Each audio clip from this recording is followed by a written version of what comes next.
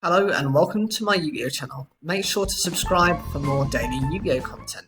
So today we're looking at a brand new card that's coming out of Blazing Vortex. It's called Psychic Eraser Laser. It's a normal spell card with the effect send one monster your opponent controls that was special summoned from the extra deck to the graveyard.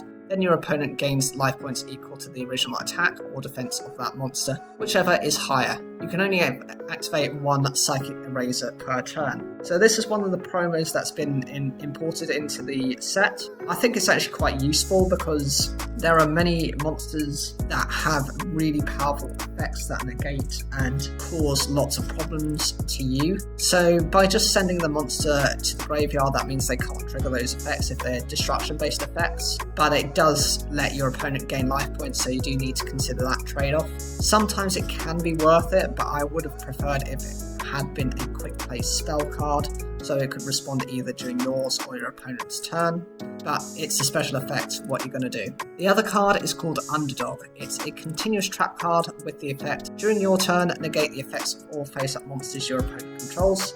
During your opponent's turn, negate the effects of all face-up monsters you control. Whilst this is really useful, because there are so many monsters with so many disruptive effects, it pretty much relies on you having this card activated before your opponent does much of anything. If this tries to get activated after your opponent has established their board and has their monsters and has their spells and traps to negate this effect, there are so many ways of getting rid of this. Essentially, this becomes a very beat-down type of strategy, which can be useful. You can compare it a little bit to Skill Drain, but it does have to work in a very specific type of deck. Also, consider that your opponent benefits from this card during their turn. So if you think you're getting the advantage, no, you're getting the advantage during your turn. Your opponent is getting the advantage during their turn. And if you summon anything that's meant to disrupt during your opponent's turn, well, guess what? You've just triggered an effect that will be negated during your turn anyway, which is a massive problem.